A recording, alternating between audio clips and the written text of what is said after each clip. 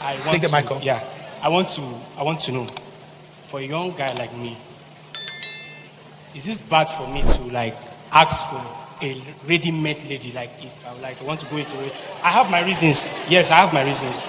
Like, is this a bad thing for me to ask for a ready-made lady?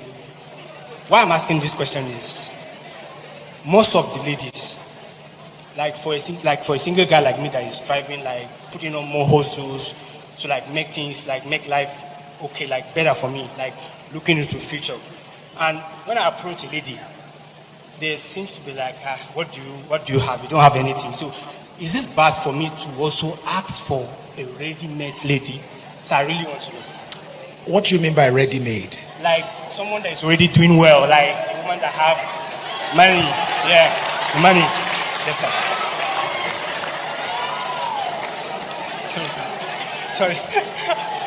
No, because it bothers me a lot. Like, it bothers you? Yeah, because most of the times, like the young girls, they don't see us guys that will do legit hustling, like legit, someone that is legit in what he's doing, and it baffles me. Like the other guys that keep the microphone. Yeah, the other guys that do the normal thing take most of the pretty girls from us, and he disturbs me a lot. The bad guys take the pretty girls. Because then they have their ways. So me now that I want to doing a legit business. Legit business. Like can you marry a girl that is doing well too in life? Like, is it possible to for me to look for someone that is already... Okay for you to look for? Yes, also. Yes, because most of the ladies when they also looking around for. Yeah. Already. So you just can I look? Can I look? Yeah. I want to go, sir. Thank you very much. Yeah. But it's a game of look. They look you to the look. Yes, I want to go. Another one, this, sir. But this one is, it's like a burden, like something that I've been battling. Yeah, it's like something that I've been battling with it. So I'm 29 now. I'm 29. So I find it difficult to get into a relationship. Why? Because no matter how pretty a girl is, once we get into maybe, I just look at her. She's no matter how big. So I really need to heal on it. Like no matter how beautiful the girl is, you lose. Eventually, you just lose. Like once we get into intimacy, she doesn't look attractive to you anymore. No matter how the girl is. So I really want to know. So I'm going to be very honest. We're going to be frank with you. Does that always happen when you just start talking, or does it happen when you have sex? After you have sex, that's when it happens. Yes. All right. So the secret is don't have it. Don't have sex.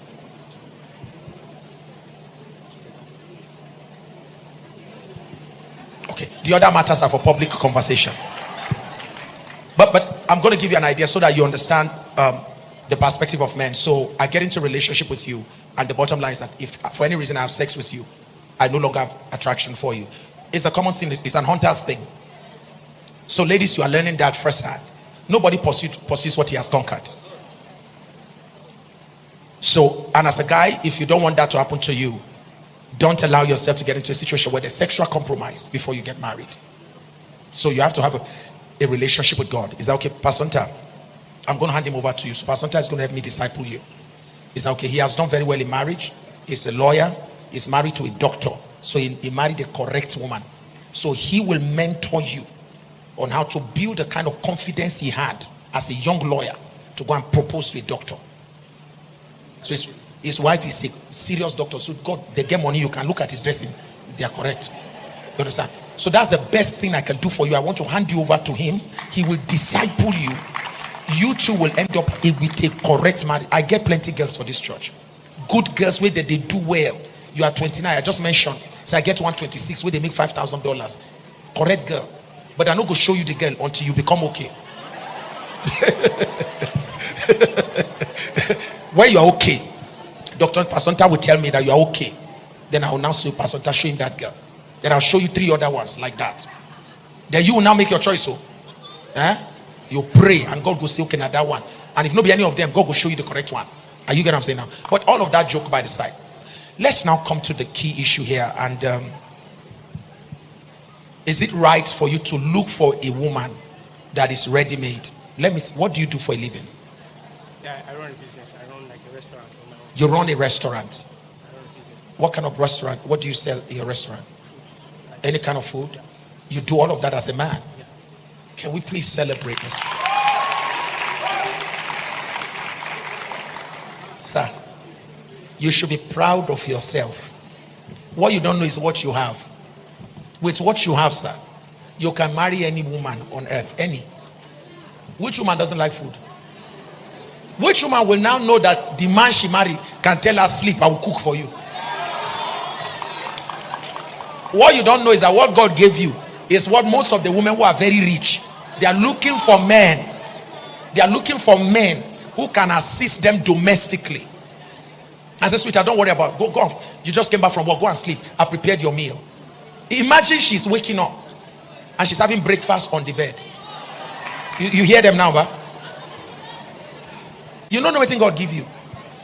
So he will train you to give value to yourself. And if you have not gone to study as a chef, you will now go. We will arrange also. You must go to school and become a chef. There's one of our guys here in the choir. I don't know if he's around here today. Chidi. Where's Chidi? He has gone. Chidi is in the choir. One of my men interacted with him and got to discover that he wants to become a chef. Fine guy. Likes to sing. But he wants to also become a chef. So we said, okay, where does he want to go to? He chose the best place where they train chefs in Abuja. It's in millions, about 2 million or so, thereabout. So it's done already. And I think he came out one of the best or so. So it's done. So trust me now, many girls, God lead, God no lead, they go lead themselves there now. So there are things that captures women than I would spoil you. There's a way to spoil women than just telling her I have money. So being a chef is one of the powerful things women are looking for. So you are a highly prized commodity. You just need to package yourself together, which Minister Anta will help you to do. Is that okay? So what I would say to you as a man, can you go around looking for a ready-made woman? I would say to you, first of all, pray that God will bring you the right woman. A woman may have money, but she may not be interested in committing herself to you. The first thing you want is a woman God wants for you. And the second thing is to make sure that you get to discover that that woman is going to be excited about your passion. So marry a woman that loves what you love. Marry a woman that loves you for who you are. If it turns out to be a wealthy woman, fine and good. And by the way, something tells me that you're going to marry a very rich woman. Hey, wait a minute. She may not be rich at the time you meet her. She may likely become rich. The one you are marrying now because she has a good job. What if she loses the job? Do you understand? What if she becomes sick? All right?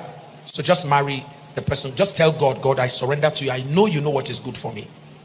And trust me, God will not let you down. Is that okay? So are you free to go around looking for ready-made people? You are actually free. But it comes with a lot of danger. Because you can find a ready-made woman today who everything that makes her ready-made today will be lost tomorrow. But if you meet a woman that God leads you to, God knows the desire of your heart. God knows what you are looking for. And God will grant you the desire of his heart. But let it be God leading you. Is that okay? Love you so much. Are you the one that asked me the question? Yes. And I was actually going to ask for you so that we can finish our unfinished business. You invited her. Oh, you've created ripples on the internet. Me and you, we are now celebrities. So I wanted us to actually take, number one, I wanted to be very sure that the question you asked, did you get your answer? Yes, I did. Good. The audience are saying they didn't get answers. So I want us to talk about what the audience wants. Is that okay? Because I'm here. All right, go ahead. Let me hear you. Okay. First is to start with your own side of the question if you got an answer. So we are doing a rejoinder. Okay, my question was... You're looking at the camera. I don't want to try again. No, don't worry about it. It's a good one. You've changed a lot of people's lives. Is that okay? Yeah. That's amazing. Go ahead. Okay, my question was why church guys are not bold enough to ask church ladies out. Yes. But the other guys out there, they are so bold because of the stuff they smoke. Go ahead. So the whole thing online, a lot of people are saying that the questions were not answered. And I got a lot of comebacks. I got a lot of people, my phone, if it's Jesus. So, okay, the question now is, they said the answers you gave, that it's not corresponding to the question I asked. That the church guys were not taught enough from the answer that's how they can approach. I think they want to learn how to approach the church ladies. And some are saying that church ladies are too rude. Their standards are too high. when they approach them, they just give you this kind of attitude. And men, they have pride, and when you give them this kind of attitude, they'll just be like, okay, all of them are the same. Like if you come to TTC, see beautiful girls. If you don't have self-confidence, you won't be able to approach any girl. So you need to build your confidence as a man. And some of our sisters, honestly, their attitude are really bad. They are very rude. So that's okay. That's it, sir. Okay. And the second question is, how do ladies handle people? Because from the comment section, I got a lot of guys telling me that I'll be there, I'll be doing church. Somebody even called me Maria Amaka on TikTok. That will be doing church and we'll get old and we'll not get anybody to get married to us because we are following what our pastors are saying, that we should approach guys. That if the church guys are not, the comment was, if the church guys are not coming to you, why can't you go to them? And like I said the other day, I am not called to be an evangelist to be dragging men to church. Okay. So I can't ask a man out because the Bible says, he that findeth a wife finds a good thing, not the other way. It's not she that findeth a husband. And the Bible still says that none shall lack her mate. He didn't say he. That means the ladies should wait for the guys to approach them. And in your teachings, you made mention of when you feel led, maybe you see a guy you like, you should approach the guy. I don't really understand because a lot of guys tend to take advantage of ladies when they ask them out. A guy might not like you. A guy might not like you because you have the boldness to come and meet him. He will just play along. And along the line, after using you, he will still leave because men are hunters. They go for what they want, not the other way around. So that's the question, sir. Oh, thank you so much. So so today now, we are not just here to answer your question. So you said you have received your own answer, right? Yes, sir. Fantastic. So your own question has been answered. But through you now, a lot of people out there, and funny enough, you know what? Most of the people that were asking, that were making the comments, don't let that bother you. Some of the people that are making the comments are people that are not church people. Two, they were not here to hear the full teaching. Yes. Is that okay? Yes. So, but let's address the issue. Church brothers. Why is it that church brothers are not confident to approach ladies?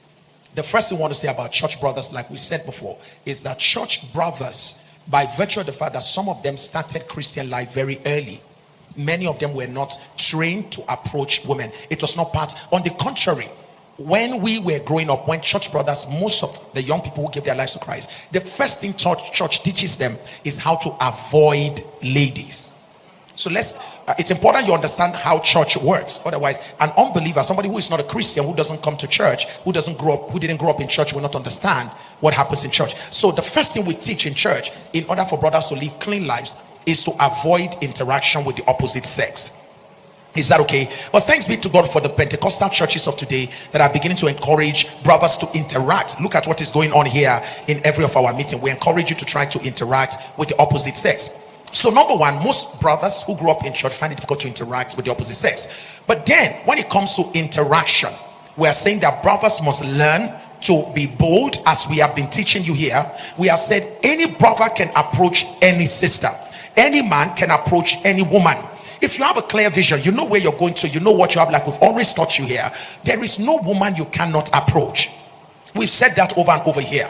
And you should be bold enough to do that. You need to have confidence in yourself. There's no reason why a boy outside the world, somebody who's not a Christian, somebody who by virtue of the fact that he doesn't have respect for women, there's no reason why he should be bolder than a Christian who has Christ on the inside, except for the fact that the kind of teachings we've had has made many brothers not to be able to express themselves. We are now saying brothers should be bold enough.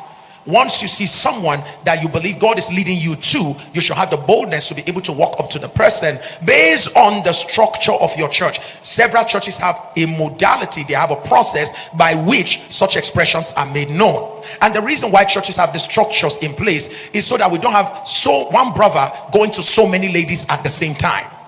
In order to protect everybody in the church, some churches have structures by which a brother can express his desire.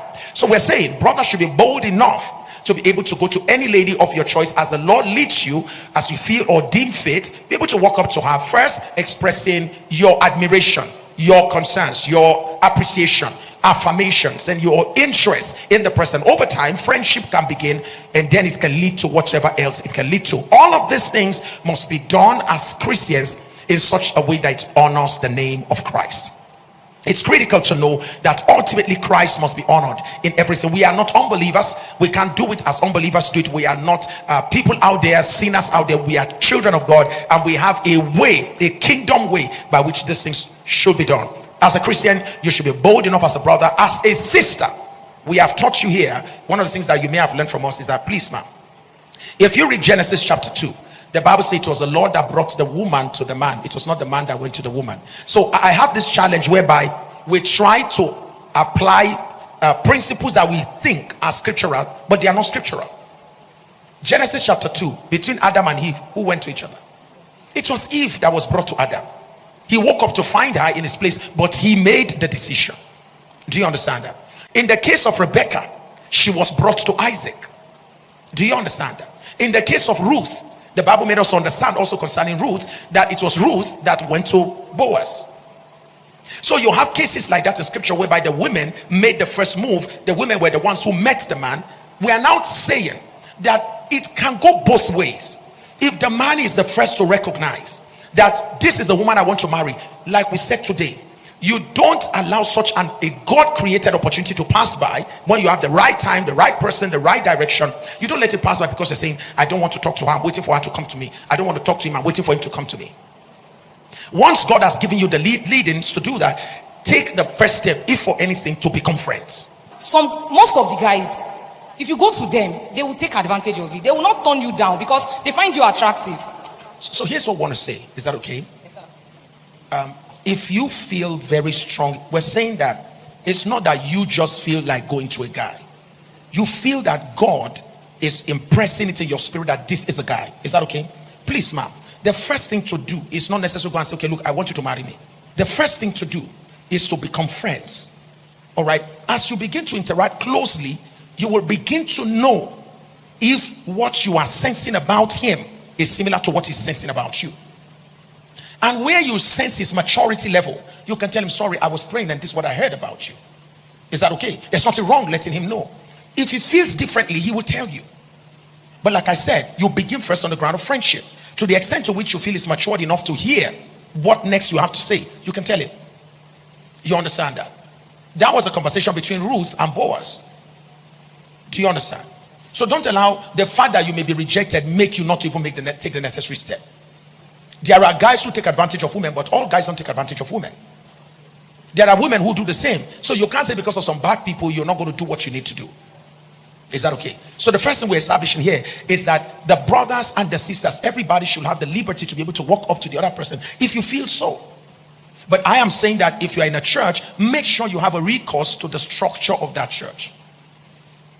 Make sure you get to interact with the leadership or the person whosoever is in position to guide or midwife the process. But if you don't have such structure in your church whereby you can just go meet the person, that's okay. There are churches where it's open for all. Just go talk to anybody you want to talk to. Nobody holds you accountable.